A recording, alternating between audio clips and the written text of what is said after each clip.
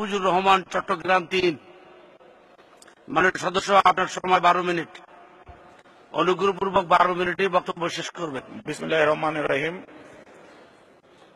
মাননীয় স্পিকার, মহামান্য রাষ্ট্রপতি কর্তৃক গত 22শে জানুয়ারির ধন্যবাদ প্রস্তাবের উপর বক্তব্য রাখার সুযোগ দানের জন্য আপনাকে আন্তরিকভাবে ধন্যবাদ। আমার বক্তব্যের শুরুতে আমি গভীর শ্রদ্ধার সাথে স্মরণ করতে চাই হাজার বছরের শ্রেষ্ঠ বাঙালি, ইতিহাসের রাখাল রাজা, জাতির জনক বঙ্গবন্ধু শেখ মুজিবুর রহমানকে। আমি আরো স্মরণ করতে চাই 1975 সালে 15ই আগস্ট নিহত সকল শহীদদের। আমি আরো স্মরণ করতে চাই জাতীয় চার নেতাকে। সর্বোপরি আমি স্মরণ করতে চাই আমাদের সন্দ্বীপের কিংবদন্তি, আধুনিক সন্দ্বীপের রূপকার আমার প্রয়াত পিতা দ্বীপবন্ধু আলহাজ মুস্তাফিজুর রহমানকে। সর্বোপরি আমি স্মরণ করতে চাই আমাদের এই সহকর্মী, সম্প্রতি দুর্বৃত্তের আঘাতে নিহত হয়েছেন মঞ্জুর আলম লিটন ভাইকে স্মরণ করছি এবং তার রুহের মাগফিরাত কামনা করছি। মাননীয় স্পিকার, মহামান্য রাষ্ট্রপতির ভাষণটি ঐতিহাসিকভাবে একটি সময় উপযোগী এবং দিক নির্দেশনামূলক বক্তব্য। এই এক কথায় বলা যায় সারা বাংলাদেশের উন্নয়নের চিত্র এই বক্তব্যের মাধ্যমে ফুটে এসেছে। তাই আমি বলবো এই বক্তব্য শুধু বক্তব্য নয়, ইহা একটি মহামূল্যবান উন্নয়নের দলিল। সারা বাংলাদেশে আজকে উন্নয়নের জোয়ার বইছে। আজকে যদি প্রবৃদ্ধি দেখি 7.11% প্রবৃদ্ধি হয়েছে। আমাদের মাথাপিছু আয় $1466, রিজার্ভ $34.24 বিলিয়ন, দারিদ্র্যের হার নেমে এসেছে 22.4%, খাদ্য উৎপাদন 4 কোটি মেট্রিক টন, বিদ্যুৎ উৎপাদন হয়েছে 15,300 মেগাওয়াট। এভাবে মাননীয় স্পিকার, ধারাবাহিক সরকারের প্রতিটি ক্ষেত্রে উন্নয়নের জোয়ার বইছে। কৃষি, শিল্প, শিক্ষা, স্বাস্থ্য, বিদ্যুৎ, নারীর ক্ষমতায়ন সহ সামাজিক নিরাপত্তা ও তথ্য প্রযুক্তি খাতে ব্যাপক উন্নয়ন সাধিত হয়েছে।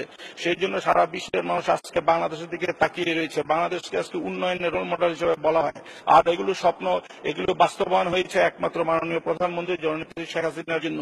তাই তো সারা বিশ্বের মানুষ আজকে প্রশ্ন করে এত কি মেরিট রয়েছে বাংলাদেশে যে এত অল্প সময়ে বাংলাদেশ এত উন্নয়ন করতে পেরেছে।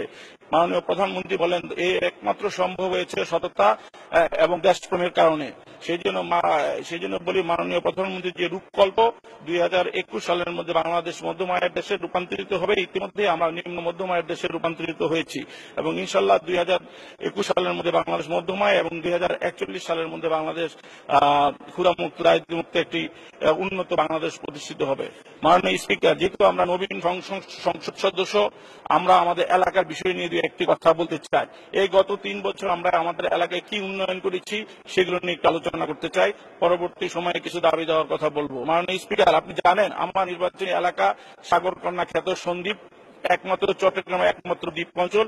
পূর্বে মেঘনা নদী, উত্তরে মেঘনা নদী, দক্ষিণ এবং পশ্চিমে বঙ্গোপসাগর, চারিদিকে সমুদ্র বিস্তৃত এই দ্বীপের মানুষের দীর্ঘদিনের আকাঙ্ক্ষা ছিল যে এখানে বিদ্যুতের এক বিশাল সমস্যা। আমরা কখনো বিদ্যুৎ ছিল না আমাদের।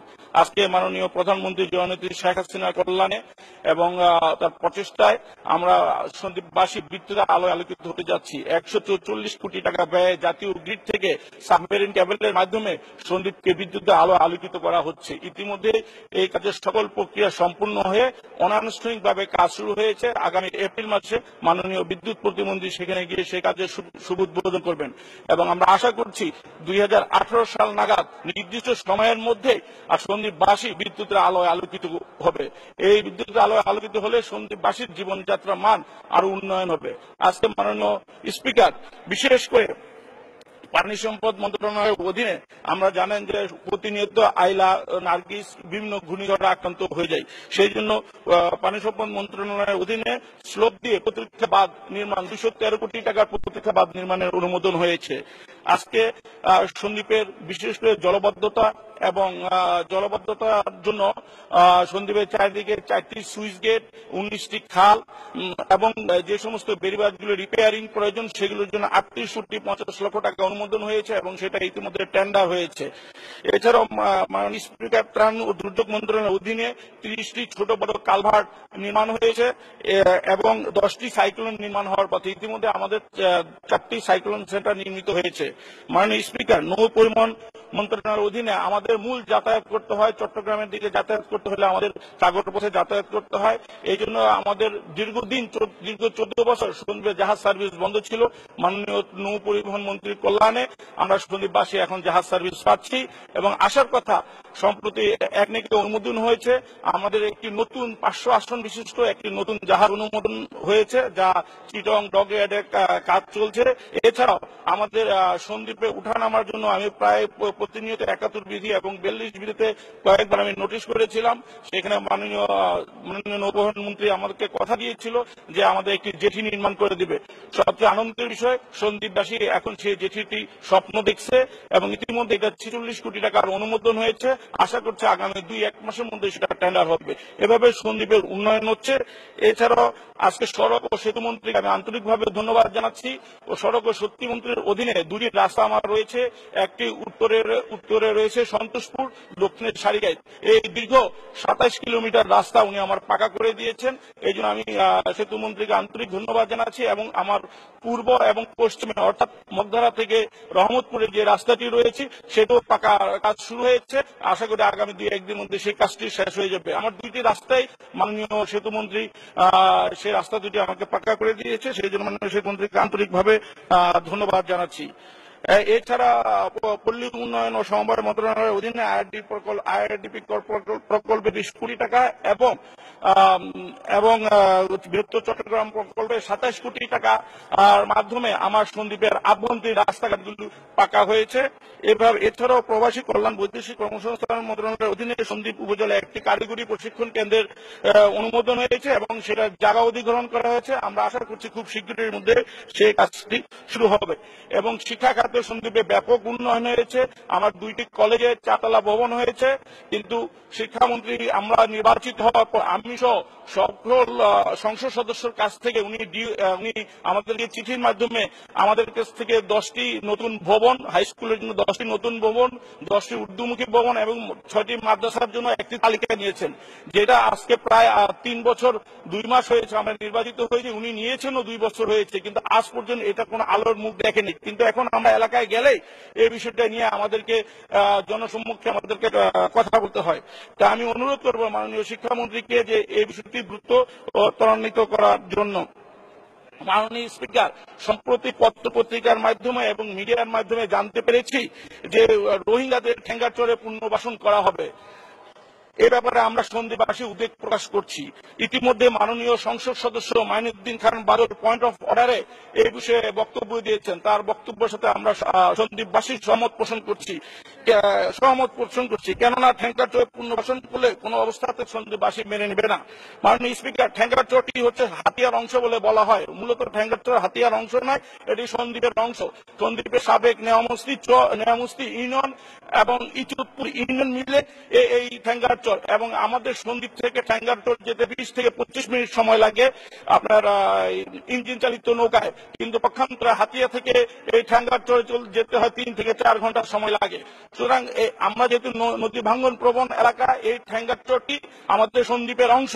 এছাড়া সন্দ্বীপের বেড়িবাঁধে 1 থেকে 1.5 লাখ লোক মানবতার জীবনযাপন বাস করছে, যেখানে আমার এলাকার আমার জনগণকে আমি এখন পর্যন্ত তার মানুষ যখন চিন্তা করলো ঠেঙ্গারচর যখন হয়েছে, মানুষ চিন্তা করলো তার পুরনো ভূমি ফেরত পাবে। যেখানে আমার এলাকার জনগণকে আমি তাদেরকে ভূমি পুনর্বাসন করতে পারছি না, সেখানে রোহিঙ্গাদের কোনো অবস্থাতেই সন্দ্বীপের জনগণ ঠেঙ্গারচরে মেনে নেবে না। ইতিমধ্যে সন্দ্বীপের দক্ষিণ পশ্চিমাঞ্চলে অনেকগুলি চর হয়েছে, নদী ভাঙনে বিলুপ্ত হয়েছে অনেকগুলি ইউনিয়ন, রুনি, ইজুতপুর, রুদ্রাখালী, নেয়ামস্তি, সুলতানপুর, কমলপুর, বাটাজোড়া, কাঠগড়, আমিরাবাদ, এই সমস্ত জায়গাগুলি সন্দ্বীপের সাবেক ইউনিয়ন। এইসব ইউনিয়নগুলি ভেঙে গিয়ে নতুন চর জেগে উঠেছে। তাই আমার সন্দ্বীপের লোকের নদী ভাঙনের ফলে ঘর বাড়ি হারিয়ে আজ বেড়িবাঁধের মধ্যে অবস্থান ও বেড়িবাঁধের উপর বসবাস করছে। তাই আমি মনে করি যে ঠেঙ্গারচর সহ সকল পুনরুদ্ধার ভূমিতে সন্দ্বীপের অংশ সন্দ্বীপের লোকদেরকে পুনর্বাসন করা একান্ত প্রয়োজন। আমি মাননীয় স্পিকার, আমি একটি সমস্যার কথা বলবো। আমাদের আরেকটি বড় সমস্যা হলো সন্দ্বীপ মূল ভূখণ্ডের সাথে আমাদেরকে সম্পৃক্ত করা। ইতিমধ্যে আমার বক্তব্যে বলেছি, সন্দ্বীপের বিভিন্ন অঞ্চলে, বিশেষ করে আমার দিঘাপাড়ে বিশাল চর হয়েছে। আমি যদি উড়ির চর টু সন্দ্বীপ যদি একটি সড়ক বাঁধ নির্মিত হয়, তাহলে সন্দ্বীপের মানুষের আর কোনো সমস্যা থাকবে না। সেখানে 20,000 হেক্টর জমি পুনরুদ্ধার হবে এবং ইতিমধ্যে জোয়ারের পানিতে ইতিমধ্যে পলি জমে এটাকে অলরেডি চর হয়ে গিয়েছে। এখানে শুধু আমি মাননীয় প্রাণী সম্পদ মন্ত্রীর দৃষ্টি আকর্ষণ করছি, ওনার একটু ঐকান্তিক প্রচেষ্টা থাকলেই এই সন্দ্বীপ টু উড়ির চর একটি যদি সড়ক বাঁধ নির্মিত হয়, তাহলে সন্দ্বীপ মেইনল্যান্ডের সাথে সংযুক্ত হবে। এটা আমাদের সন্দ্বীপের মানুষের প্রাণের দাবি। এছাড়াও আমি সড়ক পরিবহন ও সেতু মন্ত্রী মহোদয়ের কাছে অনুরোধ করব যে উনি আমার 2টি রাস্তা 12 ফিটের রাস্তাগুলো উনি করে দিয়েছেন, কিন্তু এই বর্তমান যুগে আমার 5 লক্ষ লোকের বসবাস, এই মানুষের জন্য প্রতিনিয়তই এই রাস্তা দিয়ে যানজট লেগে যায়। এই জন্য আমি অনুরোধ করব যে অনতিবিলম্বে আমার এই 12 ফিট রাস্তাগুলিকে 18 ফিট করার জন্য বিশেষভাবে অনুরোধ জানাবো। মাননীয় স্পিকার, স্থানীয় সরকার পল্লী উন্নয়ন মন্ত্রণালয় থেকে আমরা কালভার্ট সহ বিভিন্ন রাস্তাঘাটের অনেক বরাদ্দ পেয়েছি, কিন্তু আমার সন্দ্বীপের একটি বিশেষ সমস্যা, সেটা অন্য এলাকায় হয়তো এতটা সমস্যা নাই, কিন্তু আমার সন্দ্বীপে এটা বিশেষ সমস্যা। কারণ আমার সন্দ্বীপের চারিদিকে পানি থাকার পরেও আমরা সুপেয় পানির অভাবে প্রতিনিয়ত আমাদের মানুষ অনেক কষ্ট করছে। ইতিমধ্যেই আমাকে গত বছর মাত্র 27টি ডিপ টিউবওয়েল দেওয়া হয়েছে, এবছর মাত্র 45টি ডিপ টিউবওয়েল দেওয়া হয়েছে। আমি মাননীয় স্থানীয় সরকার পল্লী উন্নয়ন মন্ত্রী মহোদয়ের কাছে বারবার গিয়েছি, বারবার অনুরোধ করছি যে বিশেষ কোটায়, কারণ সন্দ্বীপ একটা দ্বীপ অঞ্চল, এখানে বিকল্প কোনো পানির ব্যবস্থা নাই, সুতরাং এই অঞ্চলের জন্য অন্তত 75 ডিপ টিউবওয়েলের বিশেষ বরাদ্দ দেওয়ার জন্য আমি অনুরোধ করছি। মাননীয় স্পিকার, আমি আগেই বলেছি, আমি মাননীয় স্পিকার, আমি নবীন সংসদ সদস্য, আমাকে একটু দয়া করে একটু 2 মিনিট সময় দেন, আমি সময় দিলে বাধিত হব। মাননীয় স্পিকার, আমার আরেকটি ছোট্ট দাবি, মাননীয় স্বরাষ্ট্রমন্ত্রী মহোদয় এখানে আছেন, মাননীয় স্বরাষ্ট্রমন্ত্রী মহোদয়ের কাছে আমার বিশেষ অনুরোধ, আমার সন্দ্বীপের মানুষ সন্দ্বীপের আইন শৃঙ্খলার পরিস্থিতি উন্নয়নের জন্য আজকে এসে 1997 সনে একটি পিকআপ ভ্যান দেওয়া হয়েছিল, এর পরবর্তী আজকে 19টি বছর সন্দ্বীপে কোনো পিকআপ ভ্যান নাই। তারা সন্দ্বীপের আইন শৃঙ্খলা রক্ষার জন্য শুধুমাত্র একটি হুন্ডা দিয়ে তাদের আইন শৃঙ্খলা রক্ষাকল্পে কাজ করতে হয়। সেই জন্য আমি মাননীয় স্বরাষ্ট্রমন্ত্রীর কাছে আমি বিশেষভাবে অনুরোধ করবো আমার সন্দ্বীপের জন্য 2টি পিকআপ ভ্যান এবং চিটাগং থেকে সন্দ্বীপের যাতায়াত পুলিশদের। মাননীয় সদস্য দয়া করে 1 মিনিটে শেষ করুন। ধন্যবাদ মাননীয় স্পিকার। দয়া করে এই 2টি স্পিড বোট দেওয়ার জন্য বিশেষভাবে অনুরোধ করব। মাননীয় স্পিকার, আমার সন্দ্বীপ অঞ্চলে বিশেষ করে অনেক চর হয়েছে। দেশের ক্রমবর্ধমান অগ্রগতির ফলশ্রুতিতে মাননীয় প্রধানমন্ত্রীর ঘোষণা মোতাবেক দেশে 100টি অর্থনৈতিক অঞ্চলের মধ্যে সন্দ্বীপ উপজেলা হতে পারে একটি উত্তম স্থান। কারণ এখানে অনেক চর হয়েছে যেগুলি কোনো চাষাবাদ হয় না, যেখানে চাষাবাদ হয় না সেখানে মাননীয় প্রধানমন্ত্রী বলেছেন যে সেখানে অর্থনৈতিক অঞ্চল গড়ে উঠবে। তাই আমার সন্দ্বীপ একটি উর্বর জায়গা, সেখানে অর্থনৈতিক অঞ্চল গড়ে তোলার একটি সুবর্ণ সুযোগ রয়েছে। পরিশেষে মাননীয় স্পিকার, আপনাকে আন্তরিক ধন্যবাদ জানাচ্ছি, কৃতজ্ঞতা জানাচ্ছি আমাকে বক্তব্য দেওয়ার সুযোগ দেওয়ার জন্য। আসসালামু আলাইকুম। জয় বঙ্গবন্ধু, বাংলাদেশ চিরজীবী হোক। ধন্যবাদ মাননীয় সদস্য।